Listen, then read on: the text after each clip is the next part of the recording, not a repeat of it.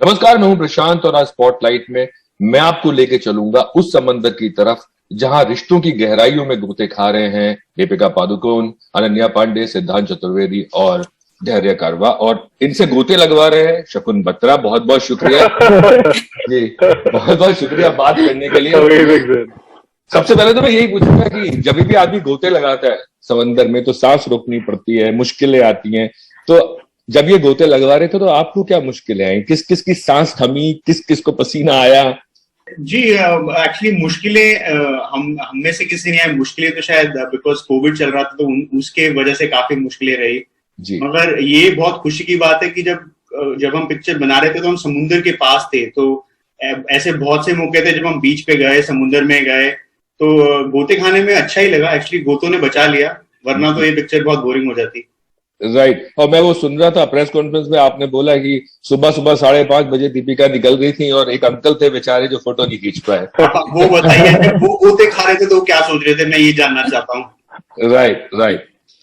दीपिका, पहले मैं आपसे पूछूंगा कि जब इस तरह की फिल्म हम लोग करते हैं, आप करते हैं, जिसमें इमोशनल इतना ज्यादा कहूंगा वजन होता है, जब इस तरह की फिल्में होती है तो किस तरह के निशान एज अ पर्सन आपके ऊपर एज एन एक्टर छोड़ जाती हैं, और कौन सी ऐसी चीजें हैं जिनको वापस जगा जाती हैं?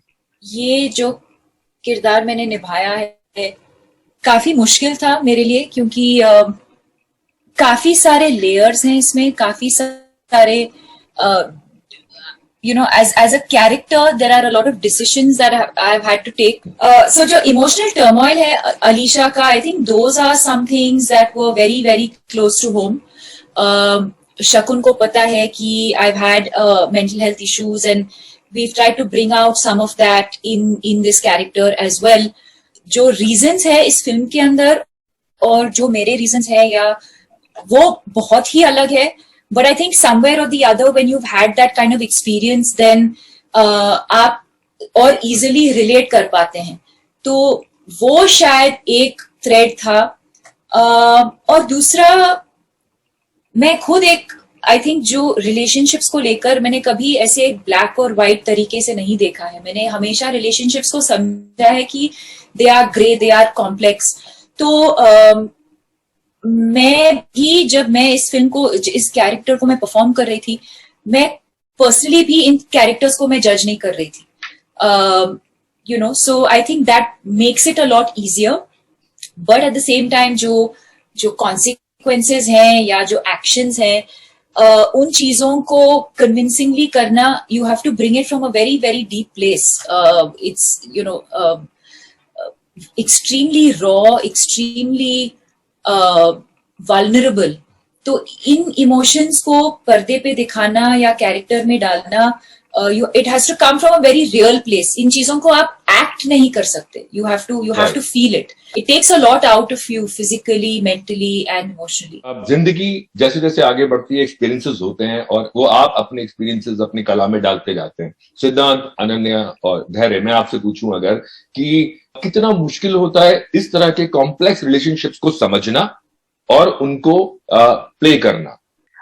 एक्चुअली जो मेरा किरदार है तिया, वो एक्चुअली बहुत सिमिलर है जैसे मैं हूँ रियल लाइफ में. आई थिंक वो बहुत बहुत लविंग है, वो बहुत लॉयल है, थोड़ी इनसिक्योर है, पर आई थिंक ये सारे एट्रीब्यूट्स आई ऑलरेडी हैव. और जैसे आई थिंक वो बिहेव करती है अपनी रिलेशनशिप में, वो एक्चुअली काफी सिमिलर है जैसे मैं भी हूँ रिलेशनशिप्स में.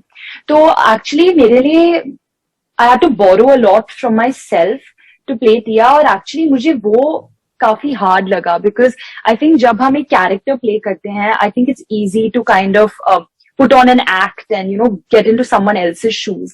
पर एक्चुअली जब आपको वल्नरेबल होना पड़ता है camera, in front of the camera, you have to actually show your real ugly sad vulnerable side. I think वो ज्यादा हार्ड हो जाता है. तो आई थिंक जो मेरे लिए सबसे हार्ड पार्ट था वो था काइंड ऑफ ब्रेकिंग डाउन वो इनहिबिशन की. I have to kind of put up this wall and I have to pretend. I had to kind of just let go and surrender and let जो अंदर था बाहर, it had to come out. सिद्धांत बोल रहे थे कि मैंने हाँ तो बोल दिया, पर मैं सोच रहा था कि करूंगा कैसे. जी, मेरे लिए काफी मुश्किल था ये समझना इस दुनिया को. और शुरू में तो मैं एकदम ही मतलब मुझे पता नहीं था कि कैसे करूंगा मैं, क्योंकि ऐसा कुछ एक्सपीरियंस किया नहीं है। फिल्मों के द्वारा जो भी हमने देखा है आज तक हिंदी फिल्मों में, वो काफी एक अलग आइडिया होता है रोमांस का, एक हाइटेंड आइडिया होता है रोमांस का कि जीने मरने की कस्में, और काफी मतलब बड़ी बड़ी बातें होती हैं। और इस तरह की कंडीशनिंग जो हुई है हमारी बचपन से लेकर आज तक, तो मेरे लिए काफी काफी मुश्किल था इस चीज को समझना, इसके रियलिज्म को समझना। बट ऐसा नहीं है कि चीजें होती नहीं है। तो ये काफी नया था मेरे लिए, जॉनर भी नया था, लेकिन फिर यही काम है हमारा कि मतलब किसी किरदार को लेना और फिर उसे अपनाना। तो वो समझने में काफी समय लगा। काफी वर्कशॉप्स किए मैंने दीपिका के साथ, शकुन के साथ, अनन्या के साथ, धैर्य के साथ। तो उस वजह से आई थिंक वो थोड़ा मैं फेमिलियर हुआ उस आइडिया से, और धीरे धीरे करके मैंने इसे घोल के पी लिया। उसके बाद मुझे समझ में आया, और फिर जो भी हुआ है अब आप देखेंगे 11 तारीख को।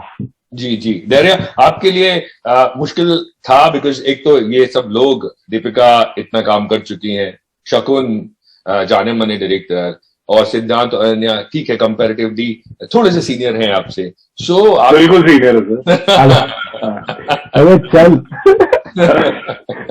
अरे जितनी तूने की है उतनी मैंने की है भाई, इनफैक्ट।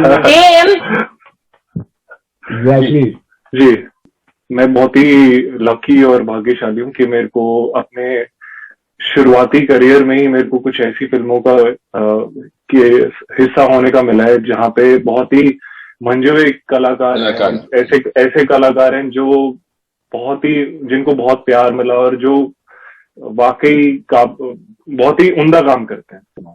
बट आइस ब्रेक करने में मुश्किल हुई थी क्या जब वर्कशॉप पे या पहले? सर बिल्कुल नहीं, ये जो हमारे डायरेक्टर सर है ना सर, ये बड़े ही कमाल के, जितने कमाल का इनका दिमाग है सर, उतने ही ये वार्म और अच्छी पर्सनालिटी है सर। इनका डायरेक्शन था कि स्टार्टिंग से इन्हें पता था कि एक फिल्म ऐसी है जहाँ पे चारों कैरेक्टर्स की हिस्ट्री है, सारे आपस में एक दूसरे को जानते हैं, और वो कंफर्ट दिखाने के लिए हमें एक्चुअल में एक दूसरे को जानना जरूरी होगा। तो हम गोवा, और लकीली सर जो सेटिंग थी वो भी परफेक्ट थी। हम सब लॉकडाउन से निकले और गोवा में आ गए, एक बायो बबल में थे, और फिर हम सब साथ रहने लगे, वर्कशॉप्स करी, तो पूरा दिन हम साथ गुजारते थे। तो जब तक हम शूटिंग करने लगे सर, तब तक हमारी दोस्ती यारी बहुत कमाल की हो गई थी।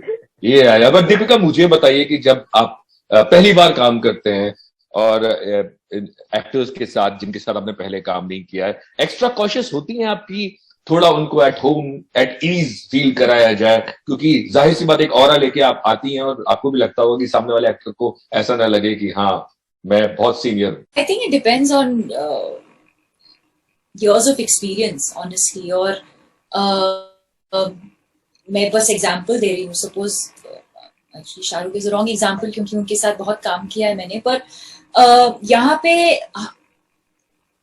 थोड़ा बहुत मैं कॉन्शियस थी कि मैं, आई थिंक मोर देन मी, जो मेरे अराउंड या एक स्टार के अराउंड जो एक इकोसिस्टम होता है, उनको सेम लेवल पे लाना और कहना कि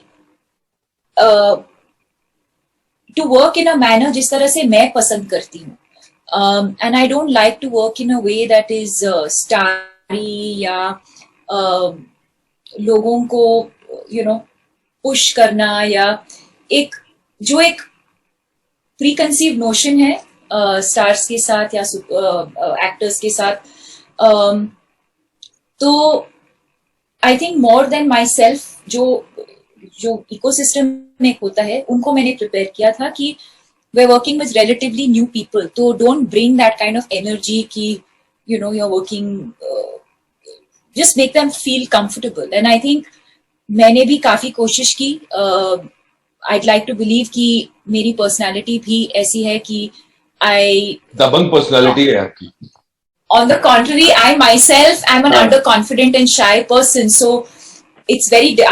I don't think I can make somebody feel uncomfortable, but I hope I haven't. I think I did try and kind of make them feel as comfortable as possible.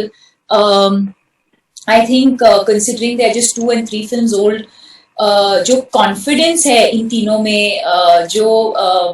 And I think more than confidence also the keenness to learn, keenness to evolve.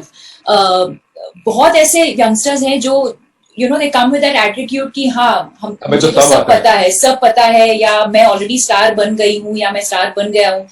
But I didn't see that in the three of them, even though they've had, successful films, they've been a part of successful films.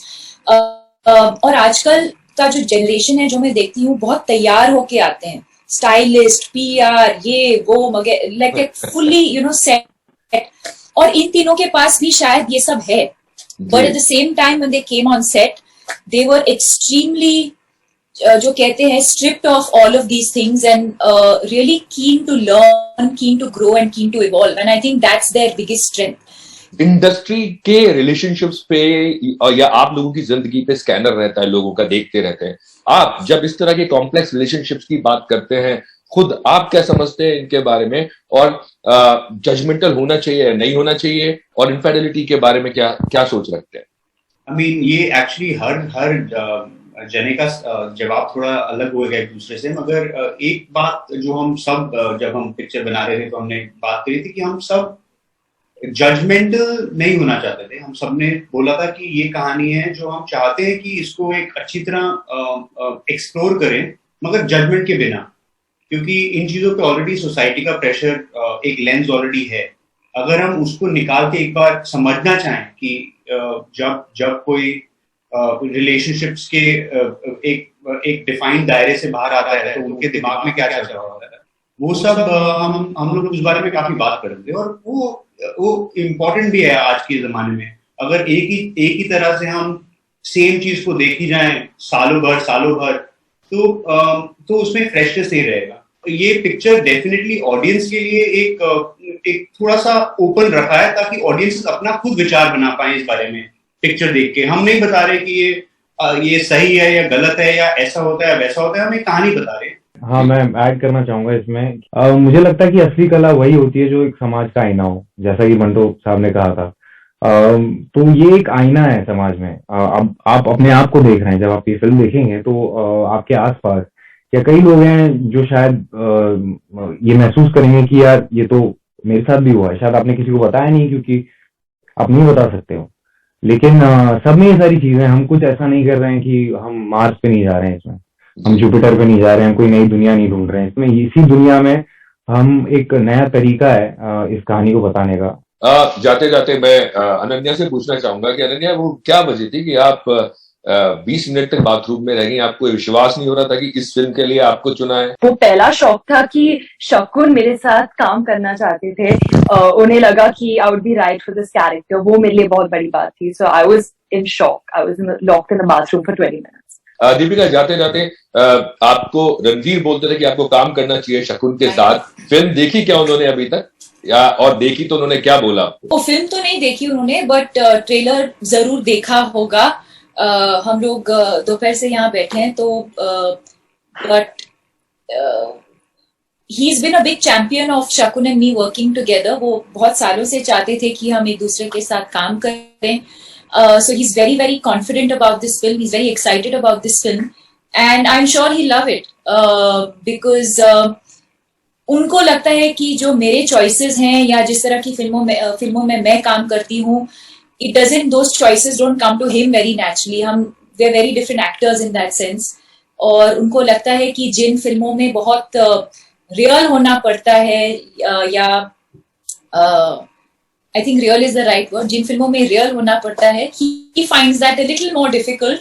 Whereas मैं ऐसे फिल्मों को मैं बहुत enjoy करती हूँ, तो he is really looking forward to it. खैर, ऐसा नहीं है. रणवीर ने भी बहुत ऐसे काम किए हैं जो रियल हैं, आपने भी बहुत किए हैं, और मेरी जो शुभकामनाएं हैं फिल्म के लिए, लोग देखें, पसंद करें, और फिर आपको तारीफों के फोन आए. और दीपिका, चेक कर लीजिएगा, हो सकता है मैसेज आया हो ट्रेलर देखने के बाद रणवीर का. बहुत बहुत शुक्रिया. बहुत बहुत शुक्रिया बात करने के. Thank you. Thank you. Thank you. Thank you.